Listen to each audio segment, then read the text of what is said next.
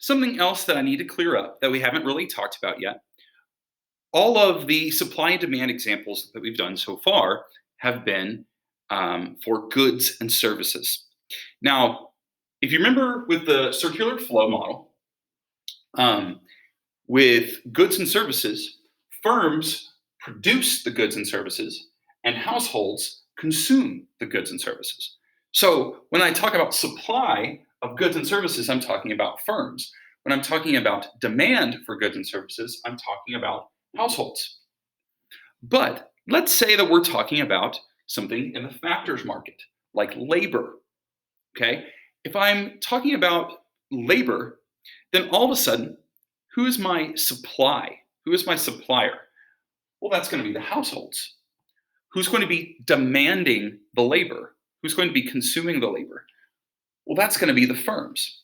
So, whenever we talk about labor, supply, and demand, the actors are basically reversed. The roles are reversed because the households are now the suppliers and the firms are now the consumers. They're the demand. Now, it's pretty similar in that we still have quantity and price, although usually we don't call the price of labor price. We usually call that your wage or your salary. All right. So let's talk a little bit about that. So, if this is, say, the market for teachers, okay, then this is the equilibrium wage for teachers. And this is going to be the number of teachers and the number of teacher jobs. So the supply is, or the quantity supplied is going to be the number of jobs, and the quantity demanded, I said that backwards. Quantity demanded is going to be the jobs, and the quantity supplied is going to be workers filling those jobs or wanting to be filling those jobs. Workers applying for or working those jobs. All right, so let's talk about some other things in context of this new way of thinking about this. So let's say that all of a sudden there's a law passed where, hey, class sizes have to be smaller. Well, all of a sudden, that's going to change the demand for teachers because now we have to hire more teachers. So a shift in demand should mean higher salaries for teachers and more teachers in the classrooms. Okay. Let's say all of a sudden there is a large recession and a lot of people who work in industry lose their jobs and decide to go back and become teachers. Well, that's going to increase the supply of teachers.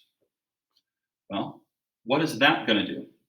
Well, that's going to mean that teacher salaries can be lower and there can be a greater quantity of teachers.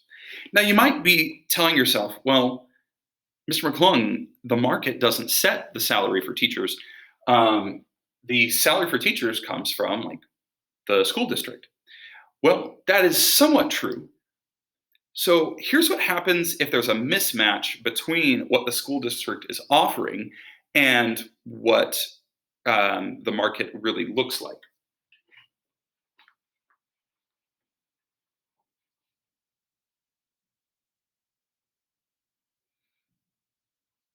So let's say that this is what the market looks like, but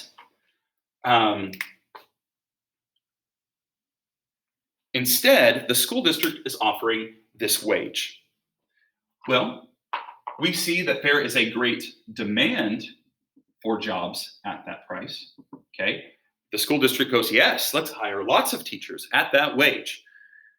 But the teachers go, I don't want to work for that wage. So the quantity demanded, the number of jobs is really high, and the quantity supplied is really small. So one of two things happen in a scenario like this. This, we remember, is a shortage. There's a shortage of teachers. So either not all of the positions are going to be filled, or what happens in a lot of cases is this is where you wind up hiring bad teachers, because the people who are willing to work for this lower wage oftentimes aren't as good. So this lower wage will either lead to unfilled positions or them being filled with not so good positions. This can also be seen in police forces. In places where we lower the salary of officers, either we wind up with not enough officers, or we wind up not being able to fire bad officers.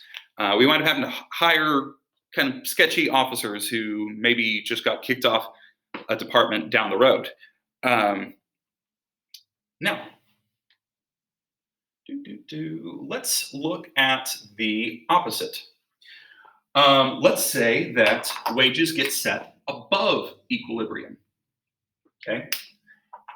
Now, all of a sudden, the number of people working for this wage, who are willing to work for this wage, is a lot. A lot of people are applying for this position. But the number of jobs offered at that position is less, is smaller. Well, this gap where we have a lot of people applying but not a lot of jobs, sometimes this can be called unemployment, unless they look somewhere else for a job. Okay, so we have a surplus of workers. Now, this surplus isn't always bad, though. It doesn't always necessarily mean unemployment. As a matter of fact, a lot of businesses intentionally offer more than market wages. One of the famous examples is Costco. So Costco gives their employees these much higher wages. And you might go, why would they do this? Do they like losing money? Well, one of the reasons that they do this is, remember the effect that we talked about when when we offered lower than equilibrium wages? We had these shortages. We had to not fire bad workers because no one was there to fill in the gap. Well, there's this theory, if you offer above equilibrium wages, you wind up with something called efficiency wages. And here's the concept behind efficiency wages. When you offer wages that are this much higher than equilibrium, then all of a sudden, when someone gets one of these jobs, they really want to keep this job, and they work harder and they do better. And if they aren't doing a good job, they aren't doing what they're supposed to do, you can fire them, because you've got all these people right here lined up to come step in and take this job, if that happens. Also, because you're firing workers less often, because you don't have people leaving all the time for better jobs, you get less turnover. And we talked about human capital before, right? You can train these workers up, and since they're not leaving all the time, you can sometimes get higher quality workers. So